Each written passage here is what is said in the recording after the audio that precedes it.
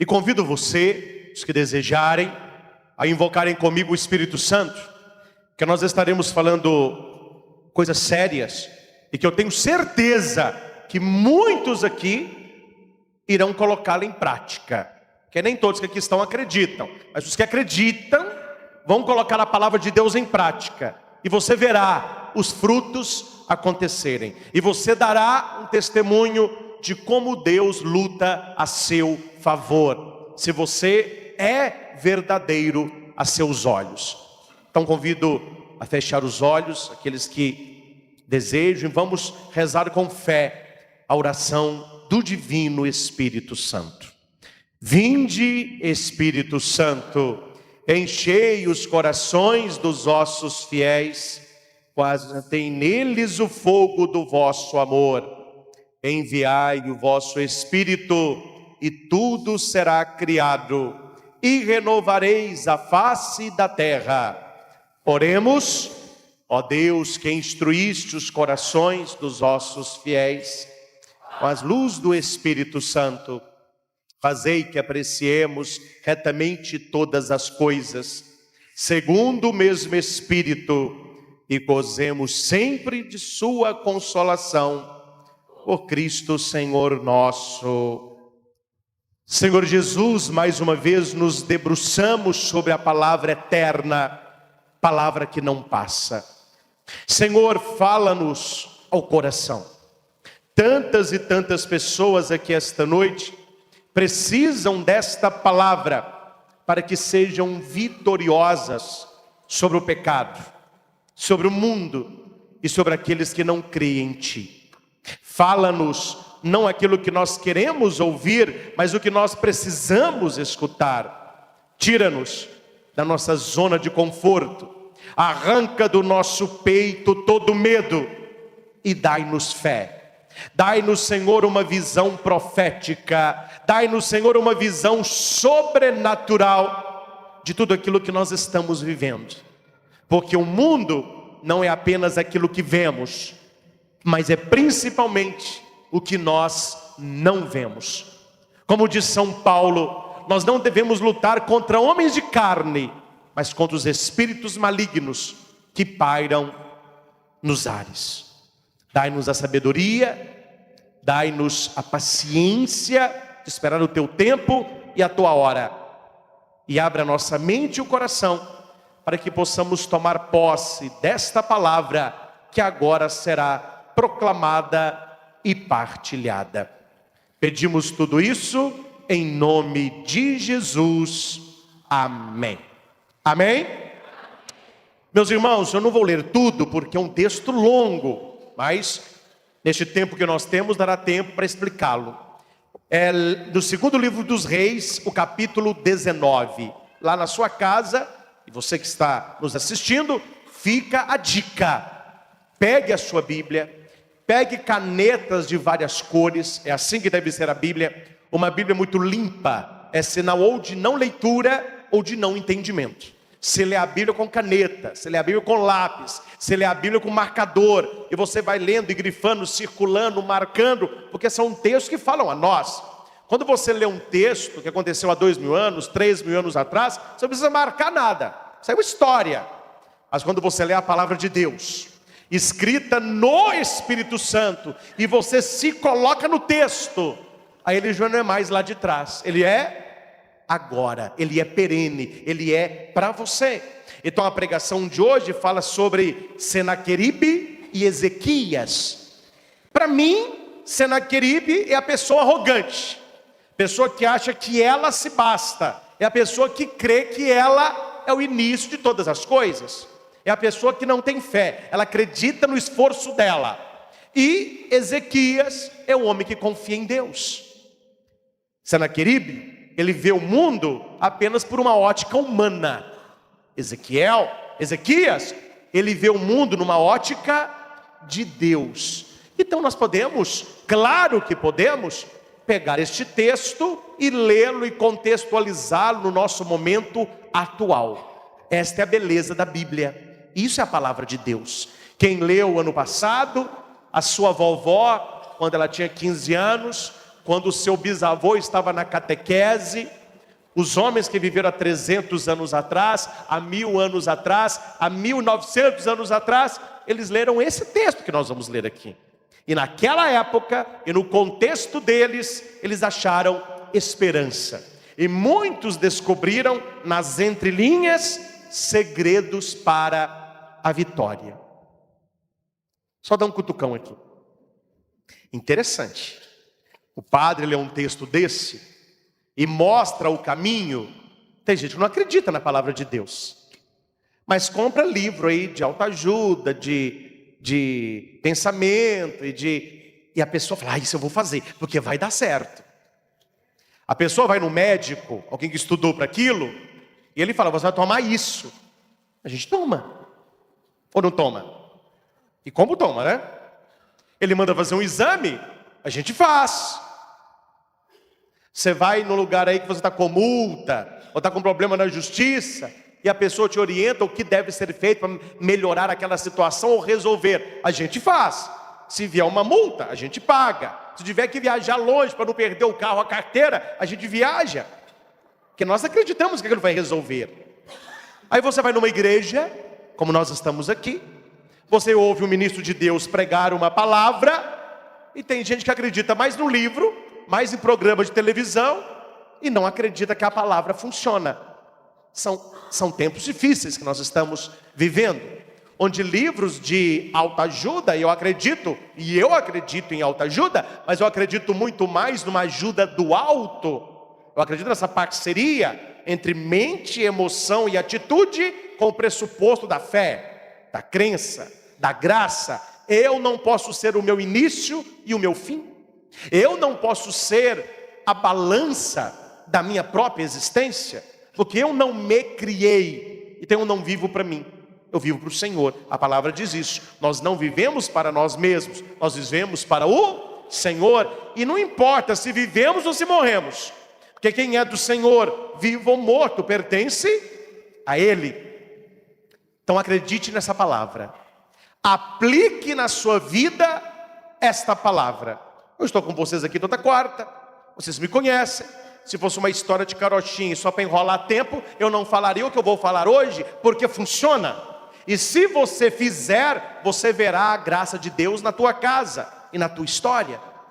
A história aqui na Bíblia, capítulo 19, segundo livro de Reis, fala de um rei assírio.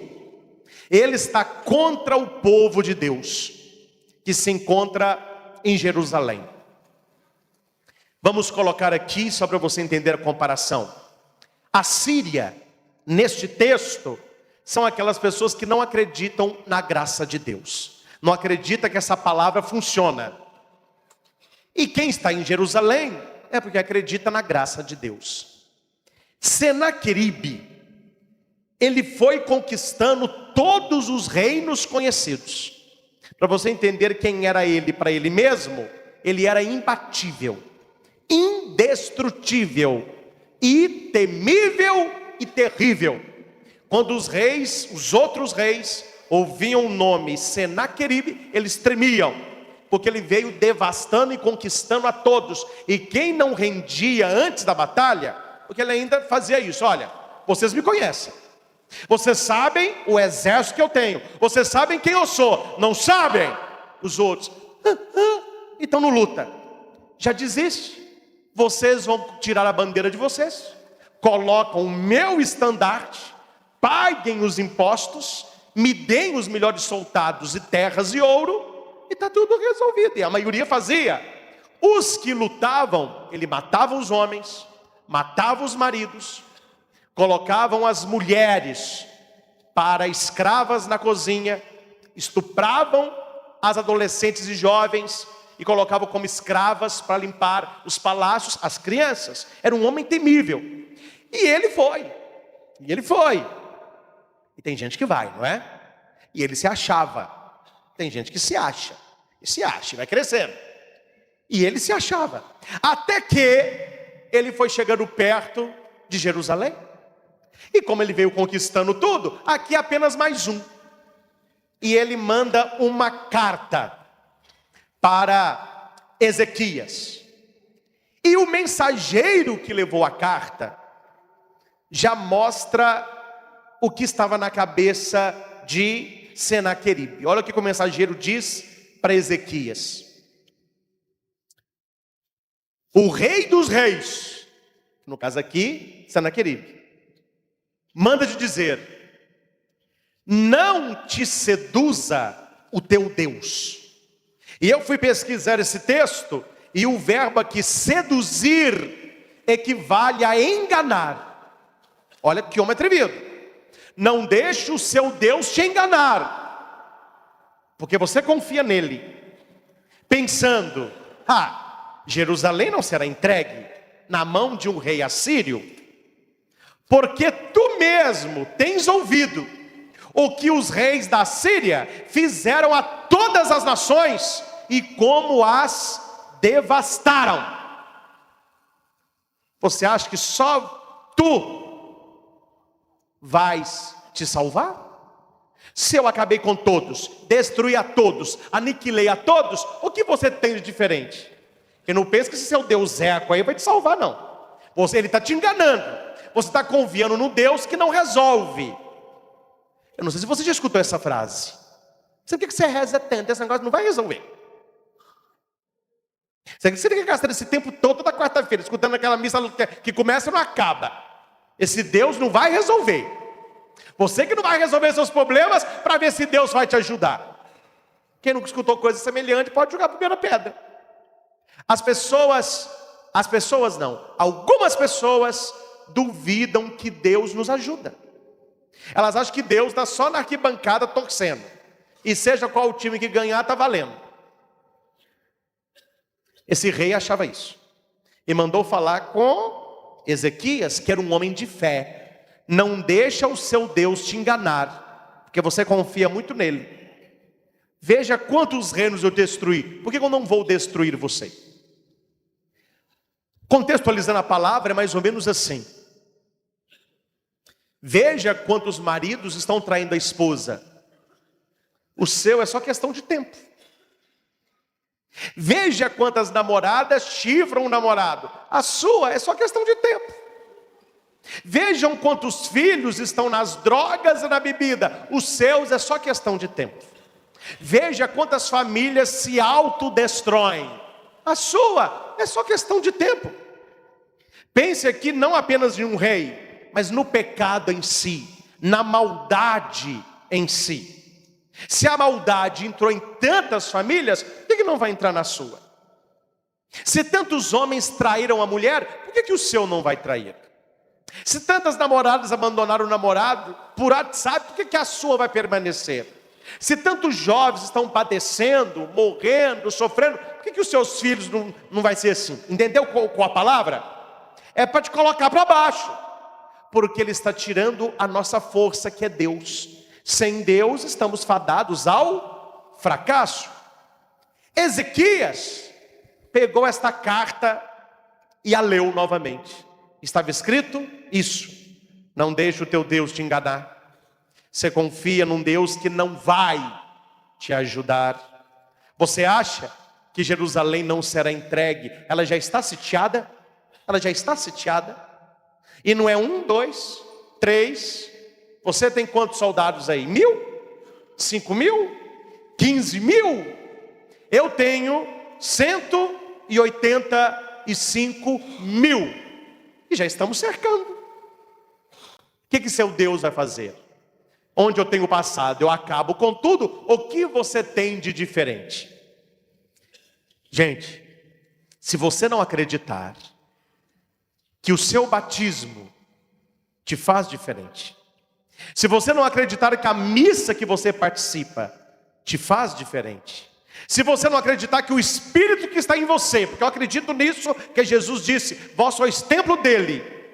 Se você não se considera alguém diferente aos olhos de Deus, para que lutar contra o pecado? Para que confiar em Deus somente de boca? Para que vir aqui? Nós não somos todo mundo. Nós somos filhos do Deus Altíssimo. Nós somos salvos por Jesus. Nós somos templo do Espírito. Então repita: eu não sou todo mundo. E porque você não é todo mundo, você tem que parar com essa: ah, mas todo mundo faz. Ah, mas todo mundo está fazendo. Todo mundo está usando. Só que esse todo mundo é na cabeça de Senaqueribe, alguém que tem um olhar humano para a história. Só que nós estamos na turma de Ezequias, aquele que confia em Deus. Agora eu quero colocar você no local de Ezequias. Vamos trocar a cidade de Jerusalém pela sua família, pelo seu casamento, pelo seu trabalho, pelo seu namoro, pela sua faculdade, pelo seu sonho. Talvez você não receba uma carta, mas há pessoas que ao seu redor dizem para você que não vai dar certo. Esse namoro não vai dar certo. O Enem que você tanto sonha não vai dar certo. A empresa que você quer abrir, não abra, não vai dar certo. A sua família, é questão de tempo, também não vai dar certo. Aí você vai dizer assim: para de me falar a palavra negativa, eu acredito que vai dar certo. Aí alguém diz para você assim: assista jornal. Isso acontece com todo mundo. O que você tem de diferente dos outros? Foi a pergunta que Senaqueribe fez para Ezequias: o que você tem de diferente dos outros? Ele não sabia, mas ele não sabia porque ele só via o humano, ele não via o sobrenatural. E quando você tem fé, e quando você vem à igreja, pressupõe que você acredite no sobrenatural. Quem aqui tem fé? Pode abaixar. Se você tem fé, você acredita em coisa que ninguém acredita. Estou mentindo? Não. Ô padre, oi, benzo o meu tercinho? Benzo. Muito obrigado. Quem não tem fé, para que o padre fez um mais assim? Você está achando que resolveu alguma coisa? Não é não? Que ele só vê o que o olho vê. Para que batizar menino? Levar menino para o padre jogar água na cabeça dele? A água joga aqui mesmo. É a turma do Senaqueribe. Eles só veem o material, eles não veem o espiritual. Aí você vai à missa, aquele blá blá blá que não acaba, o padre levantando aquela bolinha branca, depois o cálice, ninguém vê que está lá dentro, aí toda missa recebe a mesma coisa, que a pessoa não vê o espiritual. Para que casar? Casar e juntar é a mesma coisa. Amigado com fé, casado é. Para que ir na igreja, receber bênção? Faz do seu jeito mesmo. É a turma do Senaqueribe. Ele só vê o que os olhos veem. Mas nós que temos fé, nós vemos o sobrenatural. E nós não vemos pelos olhos, mas sentimos pelo coração. Nós olhamos para a hóstia e sabemos: é o Senhor, é a Eucaristia. Você recebe uma bênção e você crê: eu estou sendo abençoado. Você ouve uma leitura dessa, não é uma história, é palavra de Deus. Então acontece.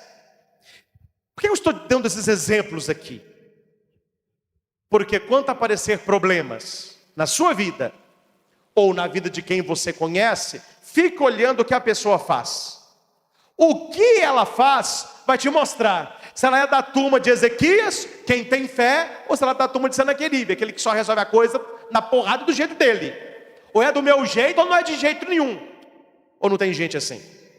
Ou todo mundo que tem problema está procurando a Deus. Todo mundo que está perdendo lá fora está dobrando o joelho em oração. Não é o que nós temos visto. Ezequias tomou a carta e leu-a. Se fosse você, qual seria o sentimento do seu coração? Eu comentei isso aqui com uma pessoa. A pessoa falou: padre, eu não vou falar a palavra, mas eu estaria borrado. Quer dizer, aquele óleo, né? A pessoa falou: meu Deus, eu dentro de um lugar com 185 mil soldados em volta, o que eu poderia fazer? Vamos ao segredo. 1, 2, 3. 3 segredinhos. Ah, padre, é só isso? Quero ver fazer.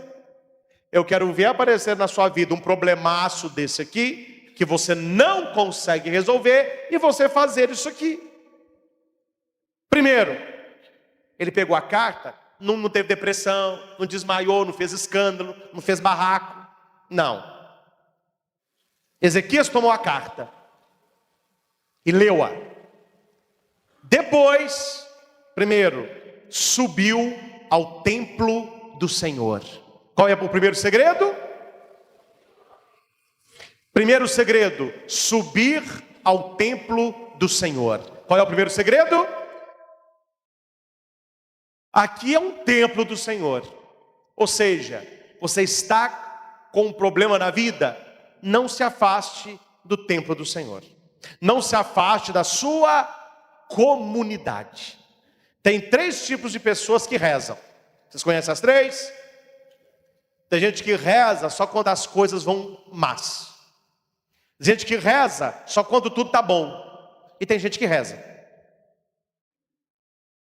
A gente tem que ser o terceiro tipo. É o que reza. Eu não aponto ninguém porque eu não conheço assim todo mundo. Mas tem gente que chega na missa e fica assim, aqui, ó, olhando quem está. Aí de vez em quando vê uma figura diferente. Fala assim, nossa senhora, não olha agora não.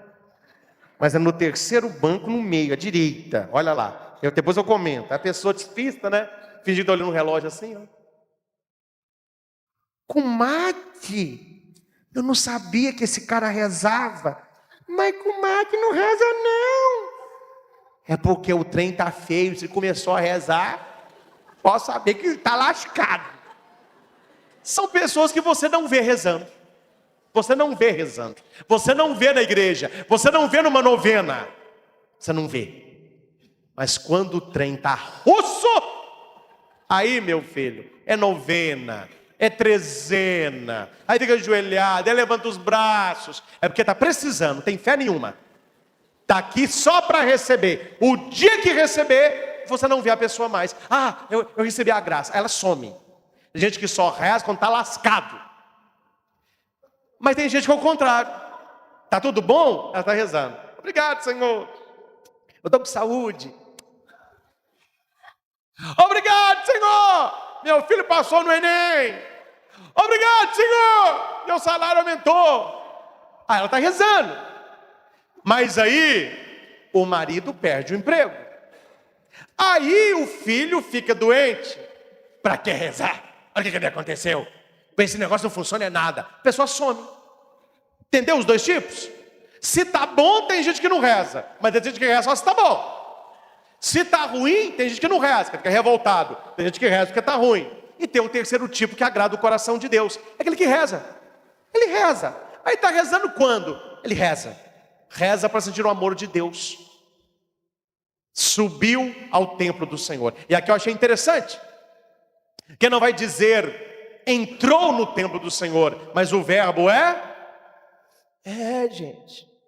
A hora que você descobrir na sua vida pessoas que não gostam de você, pessoas que têm inveja de você, pessoas que falam mal de você e querem puxar o seu tapete, suba no nível e não parta para fazer a mesma coisa. Ela está falando de mim, vou falar dela também. Deu, levou. Não, suba. Se nivele por alto. Não se nivele por baixo. Suba. Mas não suba no seu pedestal. Suba para se encontrar com Ele. Quantas e quantas vezes na Bíblia Jesus passa a noite em oração no alto de uma montanha. Na Bíblia, o subir é encontrar com Deus. Então não fica nessa mixolha, essa discussão, esse tititi que todo mundo fica, não. Você é diferente, você vai subir. Você vai subir para o templo. Primeiro segredo. Segundo segredo, ele estendeu a carta diante do Senhor. Qual é o segundo segredo? O que estava na carta dele? O maior problema que ele tinha. Certo? Então, quando você sobe ao templo do Senhor, você tem que acreditar: eu estou diante do Senhor. E para Ele eu posso mostrar o meu maior problema. Para Ele era a carta de ameaça. E para você, qual é? Hoje, na hora da oração, nós vamos fazer esse gesto de mostrar para Deus essa carta. Para Ele, uma ameaça de invasão. Para mim, não é isso. Mas há outro problema. Na sua vida, qual é esse problema? Que tira o seu sono, tira a sua fome, te deixa mais triste, preocupado, ansioso. Ele mostrou diante do Senhor. Terceiro segredo, e na presença do Senhor, ele orou. Qual é o terceiro segredo? Esses são os 3 segredos. Como que nós vencemos na vida com Deus? Quem tem uma visão mundana, não vai fazer nada disso aqui. Ah não, eu vou resolver do meu jeito. Então resolva. Mas aqui está um segredo de quem quer resolver as coisas, tendo Deus do seu lado. Quer resolver do seu jeito, meu irmão? Resolva, se estrepe para lá. Se der certo, sorte, se não der, azar. Mas aqui é um segredo. Como que eu coloco Deus para me ajudar no meu problema? Como que eu coloco Deus para trabalhar a meu favor? Primeiro, não se nivele, suba. Não se afaste do templo. Mostre para Deus o seu problema. E ore, e ore. A oração de Ezequias é do versículo 15 ao versículo 19. Quem está ouvindo esta pregação, quem está assistindo, marque na sua Bíblia as 4 partes da oração, para você aprender a rezar. Tem gente que não sabe nem rezar. Aqui ele mostra como que se reza no momento de aflição. A gente fica desesperado, entra na capela, joga flor no chão, apaga a vela, rouba o tapete, confusão, meu irmão. A pessoa fica desesperada. Ezequias deu uma receita de como se reza. O versículo 15, ele mostra para Deus que ele sabe quem Deus é. Ele não chega pedindo, ele chega dizendo: Senhor Deus, tu que está sentado sobre os querubins, tu és o único Deus, o maior dos deuses, tu fizeste o céu e a terra, eu te conheço. Bonito isso, é o versículo 15, primeira coisa na oração, mostra para Jesus que você o conhece. Que eu não sei se você sabe, as coisas espirituais funcionam mais ou menos como a nossa vida. Tem gente que eu falo sem pensar 2 vezes. Mas Cristo, você me empresta tal coisa? Não, não empresto não. Não empresto porque eu já emprestei, estragou. Isso não é coisa que se empreste. Eu não sou egoísta, mas eu tenho zelo. Não é uma coisa muito barata. Não empresto não. E falo sem, e durmo, nem tchum. Mas, se vem um amigo próximo, se é Dom José, por exemplo, se é alguém aqui que eu tenho muita estima, ô pastor, me empresta tal coisa? Você vai tomar cuidado, né? Ou não é assim que funciona com você? Você diz não para quem você não conhece, não tem nada, então quer ficar com raiva para mim, ó. Mas quando você conhece a pessoa, e quando a pessoa te conhece, e quando é um grande amigo, é difícil falar não. Você empresta o coração doendo, mas você empresta. Ou eu estou mentindo? Ezequias sabia disso. Se eu for igual a todo mundo, Deus não vai me dar nada. Eu tenho que mostrar para Deus que eu o conheço e que eu sei que Ele pode me ajudar. Ele começa falando para Deus: eu sei com quem eu estou falando. Tem gente que não sabe com quem está falando. Olha que eu não estou puxando a orelha de ninguém, estou dando exemplo.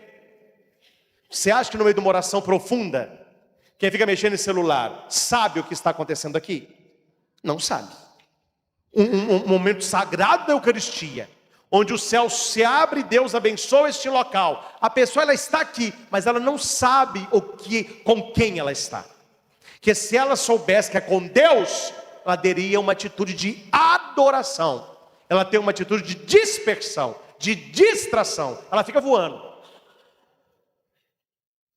Você acha que alguém que está compenetrado com Deus, numa adoração, num retiro espiritual, numa celebração da missa, numa novena, você acha que durante esses momentos, ele vai ficar trocando carícias com namorado e namorada? Bitoca, acariciando o cabelo, passando a mão na sobrancelha, doido para acabar aquilo ali para fazer não sei o quê, porque você sabe o que é que estão querendo? Você acha que um casal desse, ele sabe que ele está aqui na presença do Todo-Poderoso? Não sabem, não sabem. Eles estão aqui por eles, não por ele. E Ezequias está mostrando: eu sei com quem eu estou falando. Eu sei quem é o meu Deus, e eu sei me comportar na presença do meu Deus. Eu sei que o Senhor pode mudar a minha história. Primeiro ele faz o cenário, quem é Deus. Segundo ponto, é o versículo 16. Gente, esse aqui para mim é o principal, e é o que eu faço. Para de ficar churumingando no ouvido de Deus. Deus não acha não, mas tem uns anjos que acham a gente às vezes bem chato. Vai ter que adoração, mas é chata. Coitado do papai do céu. Ezequias, ele não é um blá blá blá. Tem gente, padre, eu não fofoco com ninguém. Não, você fica fofocando no ouvido de Deus. Fulano fez isso, fulano fez aquilo. Olha como que Ezequias reza: inclina teu ouvido, Senhor, e ouve o que ele está falando. Abre, Senhor, os teus olhos e veja o que ele está fazendo. Ouve as palavras que Senaqueribe disse, não contra mim, mas contra vós. Ponto final. Bonito isso. Ele não fica, porque ele falou isso, ele falou aquilo, ele fez isso comigo. Que oração chata, oração superficial. Faz uma oração profunda na presença de Deus. Tem alguém te apurreando, tem alguém no seu trabalho querendo pegar o seu lugar, tem alguém fofocando a seu respeito, tem alguém atrapalhando o seu casamento, tem alguém inventando mentira. Senhor, o Senhor sabe o que ele está falando. Senhor, tu sabes o que ele está fazendo. Eu te entrego isso, Senhor. Eu não estou te pedindo nada, mas o Senhor está vendo o que ele está falando e o que ele está fazendo. Entendeu como uma oração profunda? Ele não está pedindo nada. Ele falou: Senhor, vá lá, não acredite em mim não, mas vai lá e veja o que ele está fazendo, o que ele está falando. Fala para Deus isso: Senhor, eu estou trabalhando nesse lugar, estou dando esse relacionamento, estou estudando, mas veja o que tal pessoa está falando, veja o que tal pessoa está fazendo comigo. Não vou falar que o senhor já sabe, mas veja. Vem a terceira parte, são 2 versículos, 16 e 18. Ele vai informar a Deus por que ele está ali. Eu não estou aqui, Senhor, porque eu sou fraco, não. Eu não estou aqui, Senhor, porque eu não quero resolver o meu problema, não. Porque o que eu estou com, estou resolvendo. Mas eu estou falando do Senhor aqui, do rei da Síria. Ele está vindo devastando todo que é reino por aí. Se eu desse conta sozinho, eu não estaria aqui. Eu preciso de ti. Eu sozinho não dou conta. E ele fecha a oração no versículo 19. Preste atenção. O que muita gente reza e não alcança. Profundo isso aqui. Mas agora, Senhor, livra-me de suas mãos. Pensa, depois nós vamos rezar. Você quer se livrar de quê hoje? Livra-me. Para quê? Para quê? Tem gente que reza para o outro se dar mal. Ô Senhor, fulano de tal quer tirar o meu trabalho, que ele perca o dele. Que coração que é esse? Que espírito que é esse? Alguém que reza pedindo coisas ruins para os outros. Tem um texto bíblico, eu não vou entrar nele, mas Jesus pede que os discípulos preparem para ele uma moradia na Samaria. Quando os discípulos vão lá e eles ficam sabendo que eles são judeus e que estão indo para Jerusalém, eles não arrumam nada. E os discípulos voltam com raiva e falam com Jesus assim: Ô Senhor, até os discípulos, gente, eles não quiseram nos receber. Eles não quiseram te receber, Senhor. Senhor, queres que oremos ao Pai para que ele jogue bola de fogo lá e acabe com tudo? Já, os discípulos. Aí Jesus falou assim: tá dose, hein? Está dose para minha conta, né? Tá dose, hein? Ele disse para os discípulos: não sei de que espírito sois. Está na Bíblia isso. Jesus disse para eles: eu não estou entendendo de que espírito vocês têm dentro do coração. Eu estou aqui perdoando, fazendo bem, pregando a justiça, quando você quer destruir o outro, só porque o outro não gosta da gente. E aqui para nós, tem gente que só consegue conviver com quem gosta dele. Aí no seu trabalho você não convive bem, porque fulano de tal não gosta de você. Eu quero mudar de casa, minha vizinha não gosta de mim. Que fraqueza, que frescura. Aqui é o contrário. Para que Ezequias está rezando? Para que a vitória que o Senhor nos dará seja para todos os reinos da terra, que eles saibam, só tu és Deus. Ele não pede hora nenhuma nada de ruim para o seu inimigo. Pede! Por isso Deus ouviu. Por isso Deus ouviu. Oh meu Deus, tem uma piriguete azarando meu casamento. Acaba com ela. Destrói ela. Abaixa ela. Manda ela para o inferno. Mas que oração que é essa, meu irmão? Jesus olha para você e diz: não sei que espírito sois. Oração perfeita. Reconhece a Deus. Mostra para Deus o que o outro está falando e fazendo.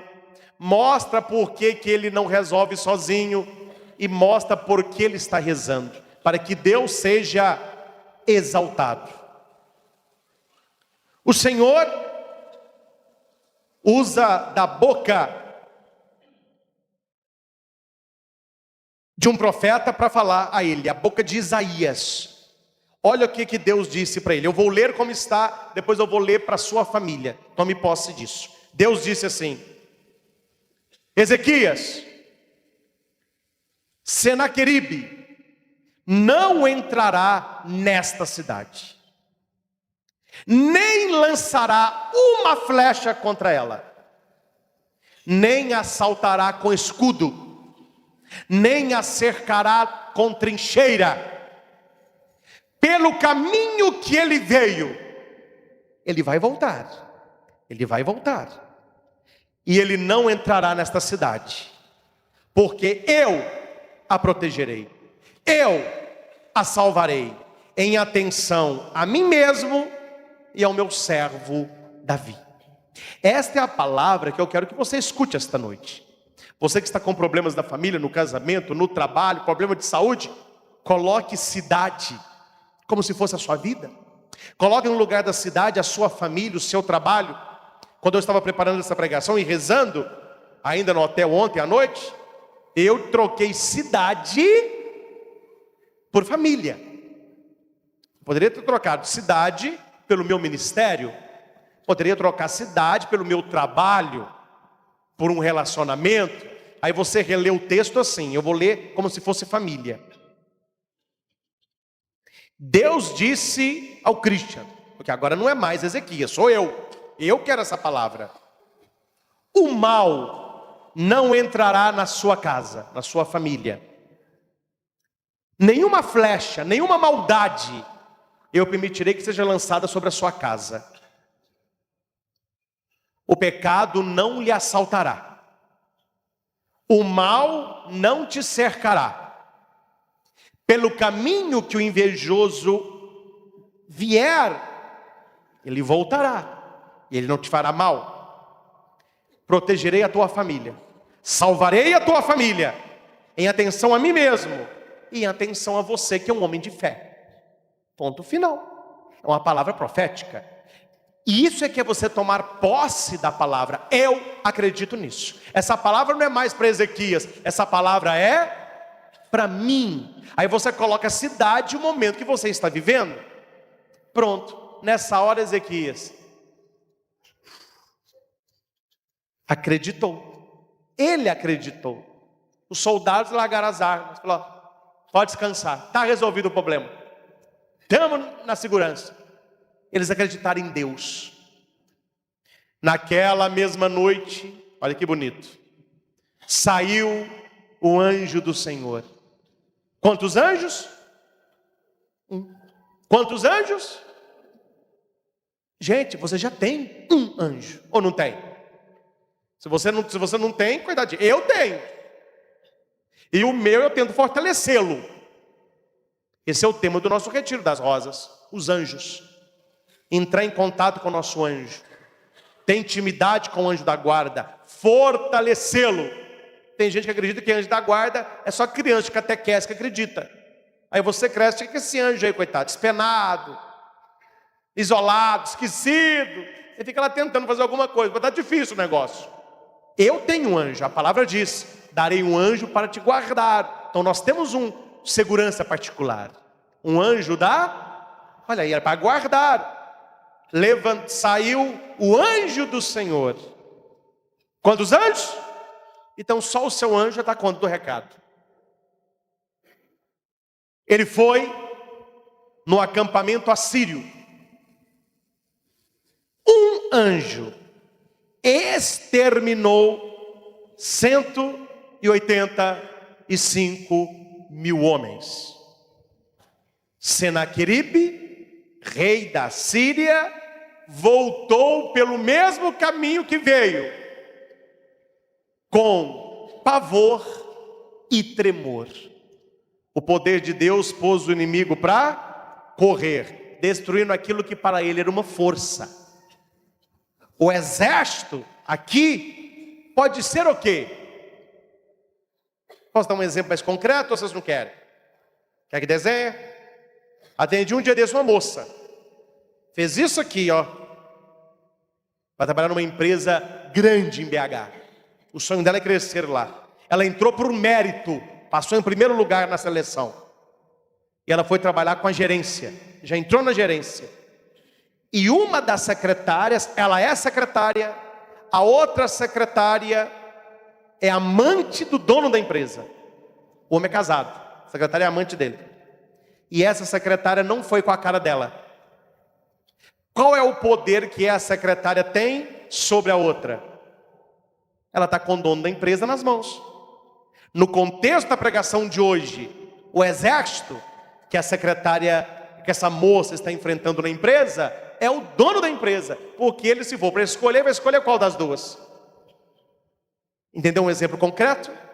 Este exército que Senaqueribe tinha é a pessoa que está contra você. O que ela tem a favor? Talvez ela na empresa tenha um cargo maior.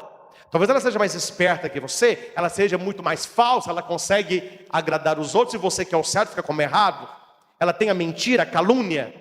Mas quando um anjo só se levantar, quando Deus olhar para você e atender a sua oração, você que subiu para o templo, mostrou o problema e orou, a vitória lhe será dada.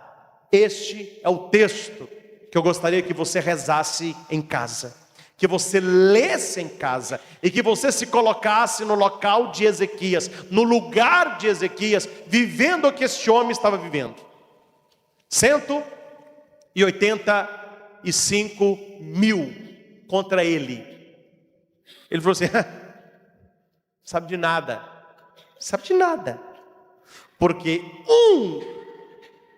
com ele é maioria absoluta. Eu prefiro estar com ele do que eu estar com 185, porque um anjo só acabou com tudo. Aí eu quero só abrir um parênteses que eu fico imaginando. A Bíblia diz que ninguém sabe o dia ou a hora que o Senhor voltará. E quando o Senhor voltar, com ele virão anjos, arcanjos, querubins, serafins, potestades. O ser humano não conhece o poder do céu. Pintar o céu uma coisa muito assim, nuvem branca, aqueles anjinhos gordinhos voando. O pessoal acha que céu é esse negocinho de desenho animado. O céu é poder. O céu é glória. O céu é maior do que tudo aquilo que você já viu e verá na nossa vida tão rápida neste mundo. O ser humano só conheceu o poder do arcanjo. E a gente enche o peito. O arcanjo Miguel. O arcanjo Miguel é como se fosse um cabo. Um cabo. Tem o soldado, são os anjos. Tem os cabos, que é o arcanjo. Em cima do arcanjo tem vários graus de anjos e com poderes maiores. Se um anjo é capaz de matar 185.000, imagina que não pode fazer uma potestade. Potestade tem asas nos olhos, nas costas, nos pés. São aqueles que ficam mais próximos aos donos de Deus. Imagina que não pode fazer um querubim, um serafim, um principado, que é um poder tremendo. Isso tudo está nas mãos de Deus. Isso tudo está adorando a Deus. E um dia nós veremos tudo isso. E eu quero ver tudo isso. E o Senhor prometeu que veremos, quem tiver fé, coisas que os olhos não viram, que o ouvido não ouviu, que o coração não sentiu, eu tenho preparado para aqueles que me amam. Esta é a fé em Jesus. A minha vida não se resume nisso. A minha vida não é trabalhar, comer, dormir, ficar doente, melhorar, namorar, casar, ter filho, ficar velho e morrer. Não é isso não. Isso aqui é uma passagem. Nós estamos e um dia estaremos num lugar que não passará mais. Eternidade. E a missa é para aqueles que vivem essas 3 dimensões. Subir ao templo. E aqui é subir mesmo, né? Quem vem de lá, ó, a subida mesmo. Subir ao templo. Segundo, mostrar o problema. Não peça nada, mostre o problema. Peça a sua libertação, não peça o castigo para o outro. Terceiro, oração. A consequência é a promessa que Deus dá e o mundo espiritual começa a agir. Meus irmãos, só para ficar claro, eu não estou aqui pregando que essa noite o seu anjo da guarda vai exterminar seu inimigo, fulminar seu inimigo. Na leitura, este anjo que vai até o exército é o sobrenatural que está acontecendo. Você tem que acreditar aquilo que eu, graças a Deus, acredito. Eu acredito nisso. Que quando eu rezo e eu mostro para Deus uma situação, Deus começa a fazer algo para aquilo ali.